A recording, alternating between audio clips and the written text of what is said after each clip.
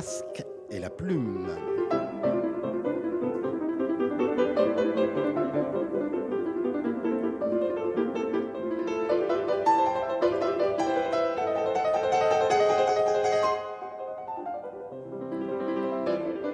Bonjour à tous, bienvenue en public et à Nancy dans le foyer presque trop exigu de l'Opéra national de Lorraine pour un masque et la plume consacré à l'actualité littéraire à l'occasion, vous le savez, du livre sur la place avec Opéra oblige les ténors de la critique. J'ai nommé Arnaud Vivian de Transfuge, de Regard et de France Inter avec l'honorable maître Michel Crépu de la non moins honorable Revue des Deux Mondes, avec Pierre Vavasseur qui nous fait le plaisir de nous rejoindre pour ce masque spécial Nancy, Pierre Vavasseur du Parisien, et avec notre ami Jean-Claude Raspienjas de La Croix. On va parler depuis Nancy des ventes, l'équation africaine, le nouveau roman de Yasmina Khadra chez Julliard, qui commence en Allemagne, à Francfort, quand un médecin est confronté à ce drame qu'est le suicide de sa femme.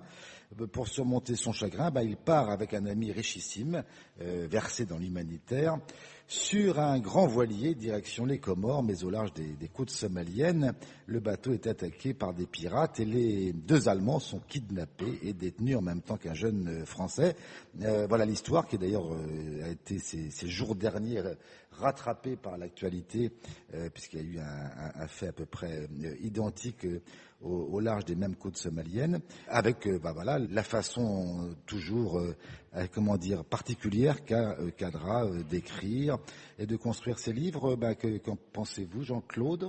Ce que j'en pense, je rappelle quand même aux auditeurs que tu es en règle générale un fidèle soutien des œuvres de Yasmina Khadra au masque et la plume. Alors, je comptais me livrer une sorte de mea culpa. Mais c'est la vérité, non? Ah mais oui. Hélas, oui. Ça appartient au passé. Je veux dire, bon, voilà. Mais je comptais rendre hommage. Je comptais rendre hommage à mes amis du Masque et la Plume qui régulièrement me tombaient dessus en me disant c'est pas possible. Eh bien, chers amis, je suis obligé aujourd'hui de confesser que vous aviez raison. Voilà. Vous aviez raison. Voilà. Non, là, on est face à un cas grave de non-assistance à un écrivain en danger. C'est-à-dire que et là, moi, je me sens un peu coupable et responsable. C'est-à-dire qu'on l'a au début poussé et voilà. Je sais pas tout seul, mais j'aurais été tout seul comme avec Darius Sec à dire c'est pas bon, c'est pas grave, j'assumerai pareil. Mais là, voilà, je vais te dire. Alors là, ça décourage un peu la critique. C'est-à-dire dès les premières phrases, on se dit oulala, c'est mal parti, le voyage va être pénible. C'est même pas qu'il va être pénible, c'est qu'il va être terrible, quoi. Alors là, ça décourage la critique. Alors moi, ce que je vais faire, je vais vous lire quelques passages, comme ça vous allez comprendre que c'est même pas la peine de faire de la critique. Alors, par exemple, quand le héros a peur, Yasmina Khadra écrit « Une sueur froide me verglace le dos ». Et quelques pages plus loin, il dit « Une couche verglacée me cimente le dos ». Son acolyte, il s'appelle Hans, reste silencieux, et il écrit « Le mutisme de Hans me dégarnit les flancs ». Quand vient le crépuscule, il écrit « C'est la nuit qui revient délester le jour de ses mirages et rendre à l'obscurité la pudeur de ses nullités ». C'est très beau tout ça. Pas mal celle-là. Celle-là est pas mal. Elle est bien. Alors, je vous en cite 4 et après on en finit. On vit aujourd'hui dans un monde où les dieux n'ont plus de peau aux doigts à force de s'en laver les mains. À un moment, il dit « Je veux basculer dans un sommeil si profond que j'entendrai mon sang purger mes veines de leur encre. » Bon. Le chuintement, deux. Non, mais c'est dommage, je suis sûr que vous avez envie. On fait pas jusqu'à... Parce que parfois ça bouscule le sens. Enfin, je veux dire, on se demande ce qu'on vient de lire. Le chuintement des roues sur l'asphalte a fait taire les voix ordurières et les détonations qui prenaient mes tempes pour des joutes oratoires. Moi, je propose... Ouais, mais... C'est de la poésie, tu vois, tu es totalement... T'es incapable de comprendre ce que sont... Et avant, t'aimais ça, en plus, c'est voilà, ça. Alors, non, je l'ai entendu Moi, je pense que le mea culpa est accompli, là. Je l'ai entendu longtemps, et puis voilà, là j'ai cessé de l'entendre. Alors évidemment c'est un livre sévère sur l'Afrique, aussi sur le regard que nous lui portons. En même temps, avec ton accent et tout, les phrases... Et tout d'un coup, elles ont une résonance presque... Pas de racisme sur l'accent, si je vais le relire. S'il te plaît. Alors, si vous voulez, à un moment dans la lecture du livre, le lecteur est pris dans un truc bizarre. Il est même, enfin, on n'est plus intéressé par l'histoire. On se dit à quel moment une phrase va barrer le chemin. Je voudrais juste dire une chose. Bon, c'est évidemment accablant, épuisant, c'est même sidérant, mais on en vient à se demander à un moment, est-ce qu'il y a un éditeur? Et que fait-il? Hélas, oui. Hélas, et oui. Il y a forcément un éditeur, parce que ça marche du feu de Dieu. On se dit que le devoir d'un éditeur, c'est parfois de protéger un auteur contre lui-même. Et à ce niveau, c'est là qu'on pourrait poursuivre l'éditeur pour non-assistance à auteur en danger. Mais au lieu de ça, l'éditeur nous dit, dans le 4e de couverture, que Yasmina Khadra est au sommet de son art. Donc là, Pierre, Michel. Moi, je veux bien, mais je veux bien continuer sur ce thème parce que j'avais travaillé de la même façon que Claude. C'est-à-dire que Jean-Claude. Mais pourquoi? Où est passé Jean? Bon. Tu pourrais nous dire, Jean-Pierre, pourquoi tu as... Merci. En général, tu es plutôt aussi un défenseur des œuvres de Khadra. J'ai défendu Khadra, bien sûr. Là, je pense que... La soirée des mea culpa. Et pendant ce temps-là, il y a DSK sur l'autre chaîne. Je croirais un tribunal de... Mais c'est à cause de vous s'il est traduit en 40 langues à l'arrivée. Mais je suis un homme honnête et je reconnais mes fautes. Je l'ai dit aussi. J'avais aimé le précédent. Là, je suis tombé... On parlait tout à l'heure de la pédale wah-wah de Jimi Hendrix. Là, c'est un livre écrit à la pédale wah-wah. Parce que... Si. Ou en tout cas, tu n'as pas entendu le concert Hendrix, Zappa. Attends, je commence à peine à l'entendre. Ou en tout cas au clairon. Et j'ai fait le même petit exercice, mais là, les traducteurs ont sans doute beaucoup de facilité à traduire Khadra, parce que, écoutez, c'est quand même un livre écrit avec des phrases de série B. Et toutes les phrases de série B font des livres de série Z. Je vous donne, c'est un petit jeu pour le public. La mort, qu'est-ce qu'elle fait? Elle rôde où? Tout près. Où est-ce qu'une oreille indiscrète traîne? Mais elle traîne alentour. Où est-ce qu'on opine du chef? D'ailleurs, à la page 375, on dodeline du chef chez lui. Les mamelons qu'on voit dans le paysage, ils sont quoi? Ils sont comme moi, ils sont chauves. Les rapaces tournoient dans le ciel, ils en ont fait 2 comme ça. Hein. La susceptibilité, où est-ce qu'elle est la susceptibilité? Mais la fleur de peau. Les psychotropes, ils sont de synthèse. Les poils sont hérissés. On s'évanouit où? Dans la nature, et tout le livre est fait comme ça. Le problème, c'est que moi, j'ai descendu de cheval au milieu, parce que j'en pouvais plus. Non, parce que maintenant, tu lis à cheval, maintenant. Voilà.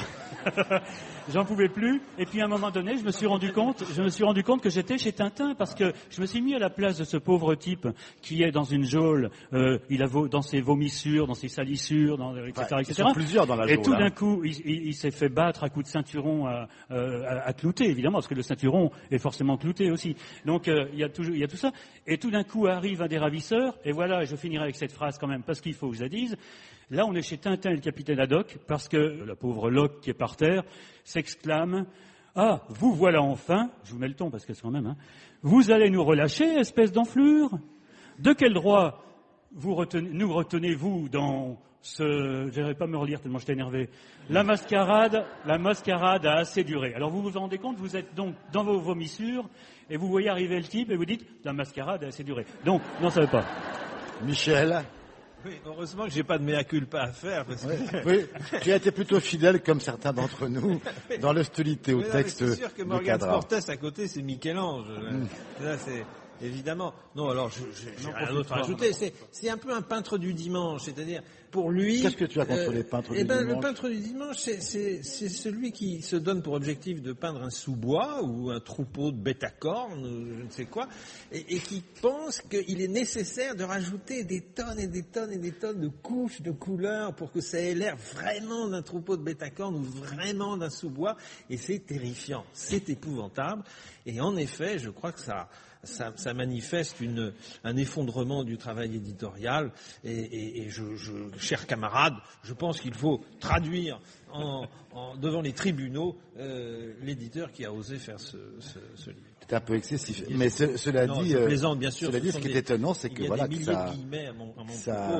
ça suscite une telle passion en tout cas des lecteurs, Arnaud. C'est son meilleur livre. Assurément. Non mais, pour en avoir lu quand même beaucoup, je peux vous dire, c'est son meilleur. Vraiment.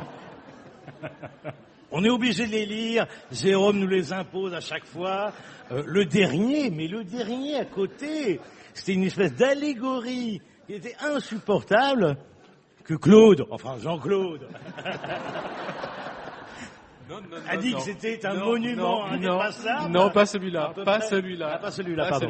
J'étais descendu de cheval, moi aussi, avant. Parce que là, si vous voulez, il y a un fait divers qui est effectivement dans l'actualité, qui peut résonner avec ce que nous vivons, ce qui n'était pas le cas des précédents. Jamais. Ça résonnait nulle part. Donc là, oui, ça résonne. Alors, mais quand même, c'est formidable. Par exemple, ce type, ça commence, il est marié, il est allemand, il a une bonne petite vie, lui est médecin, sa femme travaille dans une entreprise, et elle se suicide. Et elle se suicide pourquoi ? Pour des raisons professionnelles. Parce qu'elle n'a pas eu sa promotion. Voilà.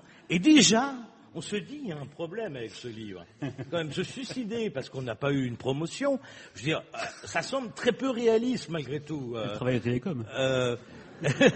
Non, c'est pas au Télécom. Et déjà, voilà, tout de suite ça part mal, et ensuite il y a un côté, ça ressemble un peu à Papillon, hein, dans la description de la. Promotion, ça part mal. Hein. Le problème, c'est qu'il y a la volonté d'avoir un sujet qui est l'Afrique. Ça s'appelle l'équation africaine, et c'est pour nous dire combien l'Afrique, c'est compliqué. Et effectivement, c'est très filandreux, là. Probablement caché On dirait, éperdument. On dirait le chewing-gum de Malraux, à peu près, au bout d'un moment, quoi. Mais il y a cette volonté-là de dire quelque chose d'important. C'est ça qui est le plus... Sur l'Afrique et sur les rapports entre l'Afrique et Quelque l'Occident. chose de solennel et terrible. Oui, mais du coup, c'est un peu le drame. Allez, de cet écrivain. l'équation africaine, Yasmina Kadra, c'est chez Julliard. Un